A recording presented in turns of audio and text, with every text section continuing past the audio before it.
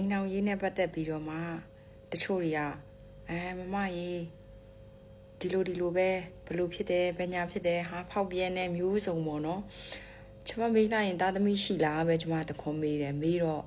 ရှိတယ်တချို့ကကြတော့လဲဘာလို့လဲလို့မေးလိုက်ရင်ညီမကတော့တူထောက်ပံ့နေတာလေးနဲ့ပဲစားနေရတယ်များစွာကျမစိတ်မကောင်းဖြစ်တယ်ပေါ့နော်ဘာဖြစ်လို့လဲဆိုတော့ကျမကိုလာပြောရင်ကျမကလေဘလို့လဲဆိုတော့သူများကိုနှုတ်နဲ့လည်းအကြံမပေးချင်ဘူးကျမကိုယ်တိုင်လည်းအကုသို့ဖြစ်မဲ့အလုပ်ကိုရှောင်တယ်ပေါ့နော်ဘာဖြစ်လို့လဲဆိုတော့ဘဝကြီးတွေကသူများကိုလွယ်လင်းတကူဝေဖန်တာအပြစ်ပြောတာအပြစ်တင်တာဥပမာပြောချင်တာပလိန်တာပေါ့နော်ဝရင်လည်းဝပြန်ပြီးပိန်ရင်လည်းပိန်ပြန်ပြီးအသားမဲရင်လည်းမဲပြန်ပြီးဖြူရင်လည်းဖြူပြန်ပြီးသူတို့ပါဇက်ထဲမှာပဲကျမတို့လည်းများဆိုရင်လည်းအဲ့တိုင်းပဲလိုက်တယ်ပြောတယ်မလိုက်ဘူးပြောတယ်ကျမအမျိုးသားနဲ့ညားကာစားတော့ဆိုတော့ကျမအမျိုးသားစိတ်တီးစပင်းနေဆိုလုံးဝမရှိတော့တဲ့အထိထိတ်ပြောင်သွားတဲ့အထိဖြစ်တယ်ပေါ့နော်အဲ့လိုဖြစ်တဲ့ချိန်တွေမျိုးကတချို့တွေကကျမကိုမကြားတကြားတွေရောပြောတယ်သူကဘိုးတော်ကြီးယူထားတာလားဘယ်ကဘိုးတော်ကြီးလဲအဲ့လိုမျိုးတွေပေါ့နော်ပဲဖြစ်ဖြစ်ကျမအမျိုးသားကိုကျမအမြဲတမ်းပြောတယ်စပင်းမရှိလဲဘာမှဖြစ်ဘူးငါတို့ကချစ်လို့ယူခဲ့တာဘယ်သူမှရိုက်ပြီးပေးစားထားတာလည်းမဟုတ်ဘူးဘယ်သူမှငါတို့နှစ်ယောက်ကို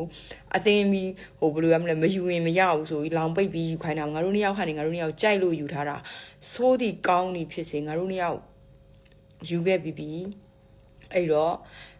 ငါမှလည်းမကောင်းတာမကြိုက်တာရှိတယ်အချက်တွေရှိတယ်ဆိုလို့ရှိရင်ပြောငါလည်းပြင်နိုင်တယ်လို့ပြင်မယ်ဥပမာနေ့မှာမကြိုက်တဲ့အချက်တွေရှိတယ်ဆိုလို့ရှိရင်လည်းပြင်ပေးပေါ့ဒါပဲညှိယူရတာပေါ့နော်ညှိလို့မှမရဘူးဆိုလို့ရှိရင်တော့ကျမပြောသလိုပဲသားသမီးရှိတယ်အခုမနေ့ကကျမတွေးလိုက်တယ်ထီးပြရင်လားအဲ့ဒီလူပေါ့နော်သူပထမအမျိုးသမီးလဲလေးစားစရာကောင်းပါတယ်တော်တော်များများအမျိုးသမီးပထမမိန်းမကိုလေးစားတယ်ဘာဖြစ်တယ်ညာဖြစ်တယ်နဲ့ပြောကြဘယ်သူမှဒီလိုဘဝကြီးတွေမရချင်ကြအောင်ဒါပေမဲ့လည်း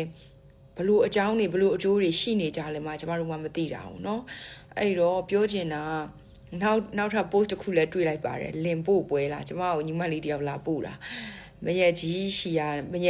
မှန်းလဲတည့်ရတာနဲ့မရက်ငယ်ကယူသွားတယ်ပြီးတော့သူ့ကိုနှိပ်ဆက်တော့မရက်ကြီးရှိကိုဖုန်းဆက်ပြီးတော့အမယောက်ျားအမပြန်လာခေါ်သွားဘာညာနဲ့ညီမလေးကြိုက်လို့ယူထားမှတော့ယူထားပါလို့ပြောတော့လည်းမရဘူးဟိုကရန်နေလောက်တာ